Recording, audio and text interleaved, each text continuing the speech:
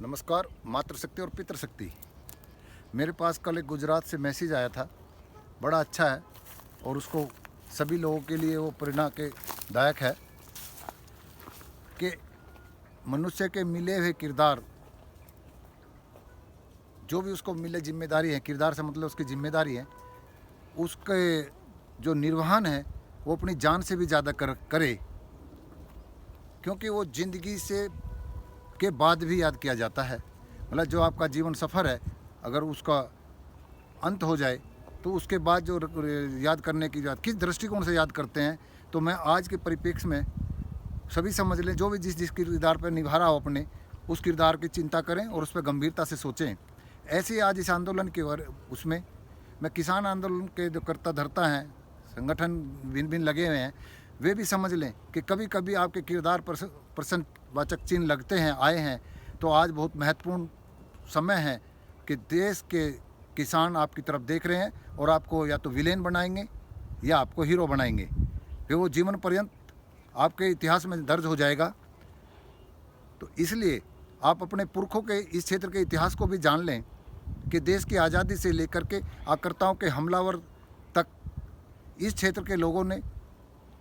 राष्ट्र समाज की संस्कृति सम्मान रखने के लिए अपना बलिदान दिया है। और यहाँ तक भी समझ लें कि जो अब ये बांट रहे हैं, कह लें 6% खेती का जो MSP का लाभ ले रहे हैं इसी क्षेत्र के लेते हैं, तो उसका कारण यही है कि यहाँ की जलवायु और यहाँ का मेहनती किसान और सरकार के द्वारा MSP पर खरीदने की व्यवस्था, जैसे गन्ना को खरीदने का शुगर मिल लगा रखे हैं, धान गेहूं को खरीदने के लिए मंडी बनी हुई है, उनमें भ्रष्टाचार है, एकाधिकार है, ये सच सर्वविदित है। उसको तोड़ने का तो सोचना चाहिए, लेकिन जिन लोगों के पास उससे वंचित हैं, वो अपने फसल का समर्थन मूल्य और नहीं ले पाते हैं, या सरकार उसको खरीदने में सुनिश्चितता नहीं देती है, इसलिए वे हमारे इस क्षेत्र से गरीब हैं। और हमको अब ऐसा बांट रही है वर्तमान सरकार कि भाई ये कुछ क्षेत्र का आंदोलन है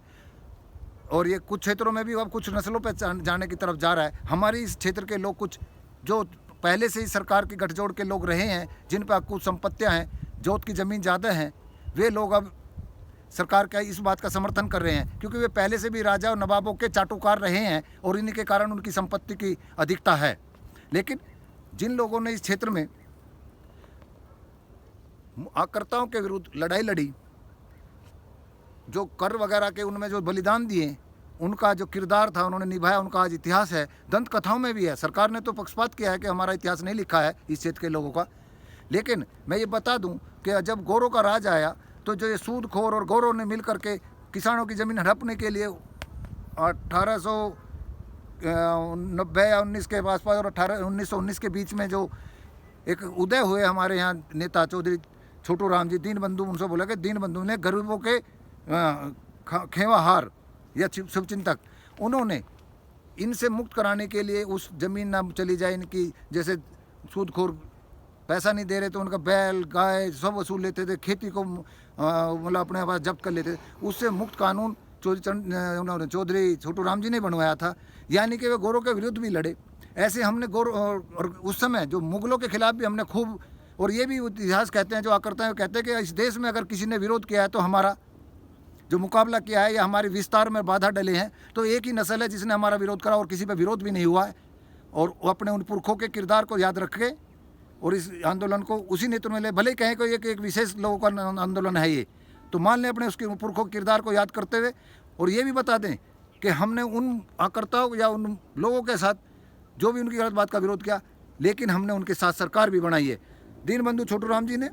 अंग्रेज़ों के खिलाफ और इन गठजोड़ियों जो भारत के आंतरिक काले हैं अंग्रेज़ हैं, इनके खिलाफ गठजोड़ को जो आवाज़ उठा करके किसानों के सूदखोरों से मुक्त कराया था, सरकार की जब्त न कर ले भूमि, उससे कानून बनाया था, उसी को दीन बंधु ने यहाँ के पंजाब में जो है कांग्रेस या मुस्लिम लीग को पनपने नहीं दिया और चौधरी हयात खान के नेतृत्व में मुख्यमंत्री रहे। यानी कि यहाँ मुस्लिम और जाटों का गठजोड़, मैं अब जाट बोल दूंगा, सीधा बोल देता हूँ क्योंकि बार बार इनडायरेक्ट में किसी नस्ल का है, तो उन्होंने यहाँ ना कांग्रेस को जमने दिया ना मुस्लिम लीग को। जिन्ना को लाहौर में से भगा दिया था, काले झंडे दिखाए गए थे, और जब देखा कि ये सरकार चलती रही और गोरों को जब विश्व युद्ध, प्रथम विश्व युद्ध दिया, तो उन्होंने ये बिल्कुल जान लिया था कि किसान का बच्चा खेती में ही मर जाएगा, उसको बाहर से पैसा नहीं आएगा तो उभर नहीं सकता। तब उन्होंने उस बात का लाभ लेते हुए अंग्रेज़ों की सेना में अपने जवानों को भेजने के लिए प्रेरित किया। आज जो हमारे लोग इस क्षेत्र के सर्विसेज में भी हैं तो ये दीनबंधु के कारण है। उस समय यहाँ के इन काले अंग्रेज़ों ने और सूदखोरों ने इस बात का विरोध किया था कि अंग्रेज़ों से जा मिले हैं और ये उनके विश्व युद्ध में उनके अपने सेना अपने जवानों को वहाँ भेज रहे हैं, बच्चों को। लेकिन उन्हें ये पता था कि एक तरफ तो हमने उन्हीं के विरुद्ध होकर के कानून बनाए। इसमें इस दृष्टिकोण में मैं ले जाना चाहता हूँ कि हम राष्ट्रवादी भी हैं, संस्कृति के सुरक्षा वाले भी हैं और इस देश की आन बान शान की रक्षा करने वाले भी हैं। तो हमें ये जो विलेन बनाने की इनकी चाल चल रही है तो उस पर ध्यान दे लें। और ये भी बता दूं कि जो विश्व में आज जो हम स्थिति है हमारी कि हम जो कुछ भी समृद्ध हैं, मेहनत के साथ साथ खेती में मेहनत करते हैं, विदेशों में भी हमारे बच्चे जाते हैं, सर्विसेज में हमारे बच्चे हैं, देश की सुरक्षा में भी हम लगे हुए हैं, तो हम कहाँ से राष्ट्र विरोधी हो गए, राष्ट्रद्रोही कहाँ से हो गए? तो वही अवस्था आज है। ऐसे ही चौधरी चरण सिंह जी ने कहा था कि जब तुम्हें ये लगने लगे या मेरी कोई बड़ाई करने लगे पत्रकार मीडिया या लोग ये मतलब जो सरमादार लोग हैं, तो समझ लेना मैं इनके हाथों बिक चुका हूँ। जब तक मेरा विरोध होता रहेगा तो मैं आपका चिंतक हूँ, ये समझ कर ध्यान रखना। तो ऐसे मेरे इस समय के जो किरदार निभाने वाले लोग हैं, आंदोलन को चलाने वाले लोग हैं, वे ध्यान दे लें अपने पुरखों के इतिहास को। सरकार आपको विलेन बनाने पर तुली है और आप केवल और केवल 2-3 मुद्दों पर ही बात करें। एक तो सभी फसलों का MSP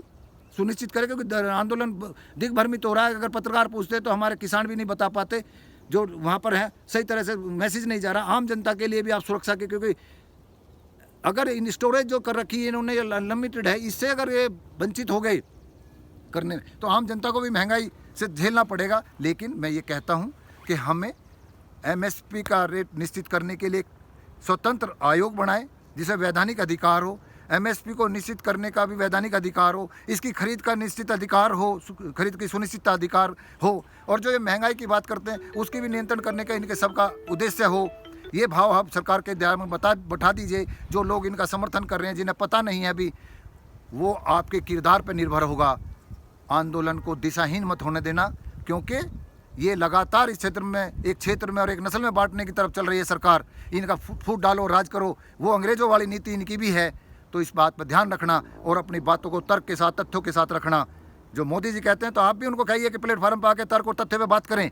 वे जो चंद चाटुकार लोगों को पकड़ करके जो तात्कालिक लाभ लेने के लिए सरकार के हमेशा से चाटुकार रहे हैं, उनके द्वारा जो ये प्रेस कॉन्फ्रेंस करके जगह जगह कर रहे हैं, तो ये दिल्ली की नाक के नीचे बैठे लोग हैं। उनसे तर्क और तथ्य पे बात करने के लिए खुला प्लेटफार्म देने की चुनौती करें, अगर आप सच में किरदार निभा रहे हैं। इन्हीं शब्दों के साथ मेरे भाव और दर्द को समझना और प्रयास करना कि किसान के लिए अपने किरदार में इतिहास जो किरदार आपका ऐतिहासिक हो जाए, वो आज समय की मांग है। इन्हीं शब्दों के साथ मैं अपनी वाणी को विराम देता हूँ। नमस्कार।